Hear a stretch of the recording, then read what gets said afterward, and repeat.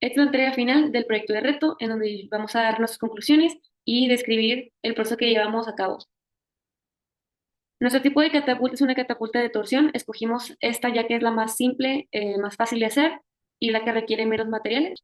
La catapulta de torsión funciona a través de una cuerda o soga tensada que es torcida. Se crea la tensión a través de una torsión en dirección al lanzamiento. Como podemos ver en esta imagen de ejemplo, esta soga se entrelaza y se asegura con dos palos externos que no se vayan a salir y que se mantengan rectos para que se pueda torcer la soga en una sola dirección y se pone una extensión en medio. Entonces, como podemos ver, esta soga se va en dirección a la que queremos que sea el lanzamiento y aquí se baja la extensión y al momento de que se suelta, regresa a su lugar original.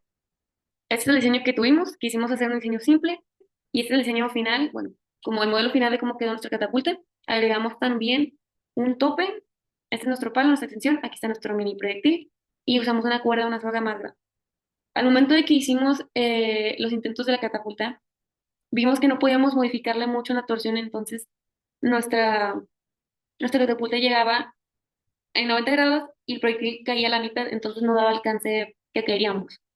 Entonces lo que hicimos fue ponerle dos tablas extra, que pues era parte de la catapulta, haciéndole unos 8 grados sobre el eje horizontal, para que al momento de que el proyectil se lanzara y llegara al tope, saliera la trayectoria más lejos y no si fuera de aquí, llegara aquí abajo. Entonces, utilizamos el ángulo de 8 grados para modificar el alcance del lanzamiento de nuestro proyectil. Creo que lo más difícil fue el saber qué valor era qué valor, o sea, el identificar qué estábamos poniendo y qué estábamos quitando, qué íbamos a modificar para que nuestra catapulta estuviera bien, y luego ya hacer el método de aproximación. Para comenzar, utilizamos un software de tracker que nos permitió registrar las gráficas de velocidad, posición y aceleración del proyectil lanzado por nuestra catapulta. Estas gráficas nos proporcionan datos claves sobre el comportamiento del proyectil durante su trayectoria, lo cual fue crucial para identificar las variaciones en su velocidad y la influencia de la gravedad. En las gráficas se observa cómo la velocidad cambia conforme el proyectil avanza, especialmente en el eje vertical, donde la aceleración se ve afectada por la gravedad y por la resistencia del aire. El siguiente paso fue incluir el análisis de la resistencia del aire o arrastre. Este factor es clave, ya que en condiciones reales el aire afecta tanto la velocidad horizontal como la vertical del proyectil. Utilizamos la fórmula de la fuerza de arrastre. El coeficiente de arrastre, la densidad del aire, el área del proyectil y su velocidad son las variables involucradas. Para el análisis consideramos una pelota de squash como proyectil, que tiene un coeficiente de arrastre estándar de 0.47 y un área calculada a partir de su diámetro. Este análisis nos permitió identificar cómo la resistencia del aire reduce el alcance y modifica la trayectoria del proyectil en comparación con una situación ideal sin arrastre. Al incluir estos cálculos, logramos obtener una representación más precisa del comportamiento del proyectil, lo cual fue fundamental para ajustar nuestro diseño y hacer simulaciones más realistas. Las ecuaciones que describen la trayectoria del proyectil son las ecuaciones del movimiento en dos dimensiones. Estas toman en cuenta tanto la aceleración debido a la gravedad como la influencia de la resistencia del aire en la dirección horizontal y vertical. De esta manera, las ecuaciones diferenciales nos permitieron simular con mayor precisión la trayectoria y optimizar los ángulos de lanzamiento.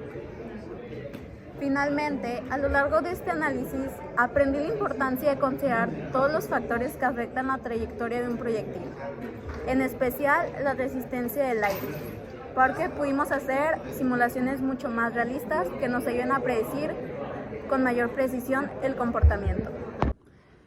Pues lo que hicimos en la parte de Excel fue principalmente modelar la trayectoria de la pelota que lanzamos con nuestra catapulta.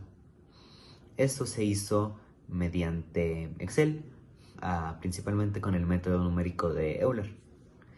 Esto es decir, dividimos el paso del tiempo en muchos pasos chicos, entre 100 pasos, y usamos diferentes datos para calcular cosas como la aceleración, la velocidad, la posición, la fuerza de arrastre y la fuerza neta. Esto se calculó tanto en el eje de X como en el eje de Y.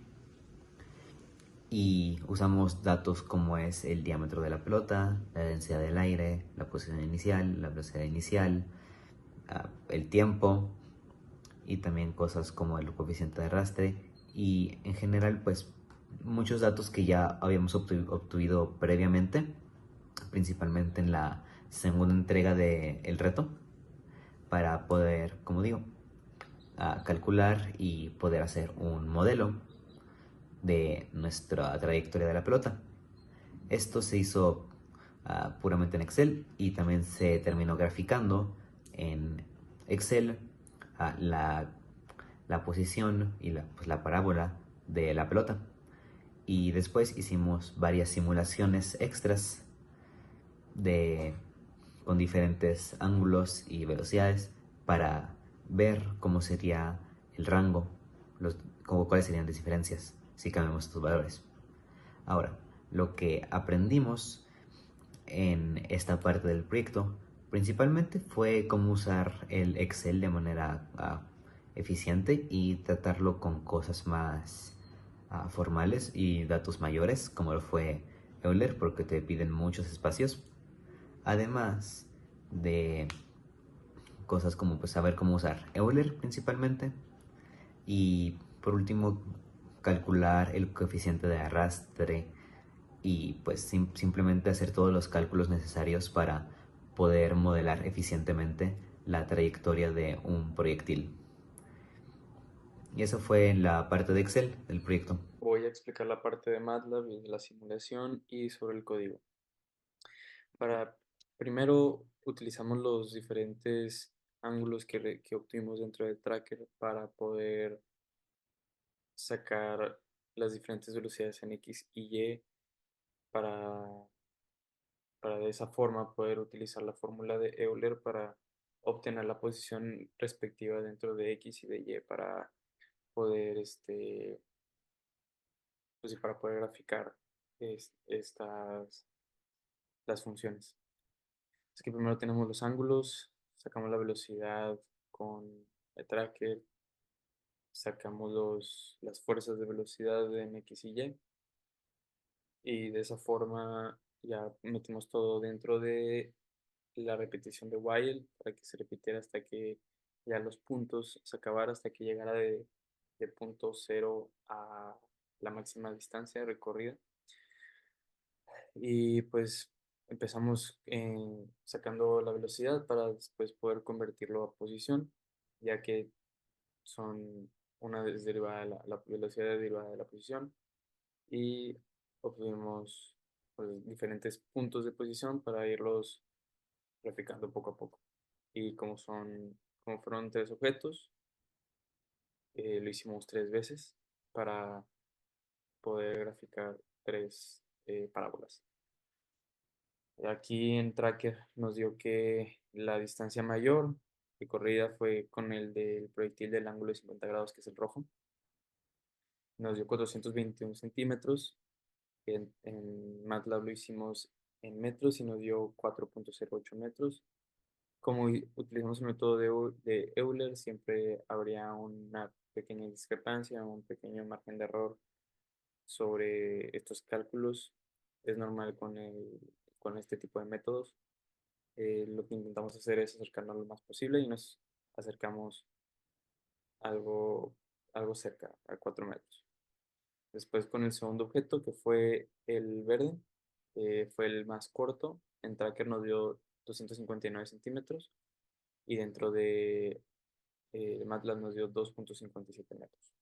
Y por último el azul fue el de distancia media, que nos dio 262 centímetros y 2 metros 83.